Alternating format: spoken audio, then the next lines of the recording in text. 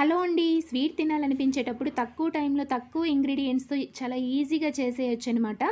ఇది చూడ్డానికి బావుంటుంది. తినడానికైతే ఇంకా బావుంటుంది. మీరు గూడా ట్రై చేయగలరు. ఈజీగా ట్రై చేసేయండి. ఇట్లా బ్రెడ్ పీసెస్‌ని చుట్టూ బ్రౌన్ కలర్‌లో ఉంటది కదా! దానిని కట్ చేసేసి, ఒక బ్రెడ్ పీస్‌ని 2 ముక్కలుగా ఇట్లా అన్నీ చేసేసి, ఆయిల్ అనేది వేడైన తర్వాత ఆయిల్‌లోకి అన్నింటిని వేసేసి లైట్ బ్రౌన్ కలర్ వచ్చేంత వరకు మంచిగా వేయించుకోవాలండి.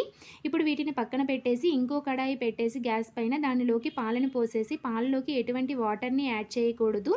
పాలు చిక్కగా ఉంటేనే బావుంటాయి. ఇలా బాయిల్ అయ్యేటప్పుడు అందులోకి షుగరు, ఇలాచీ పౌడరు అదేవిధంగా కొంచెం కలర్‌ని యాడ్ చేసుకుంటే బావుంటుంది. కలర్ అనేది యెల్లో కలర్ అయితే చూడడానికి బావుంటుందండి.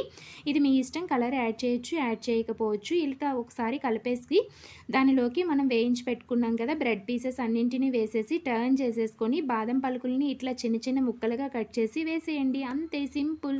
Thank you for watching.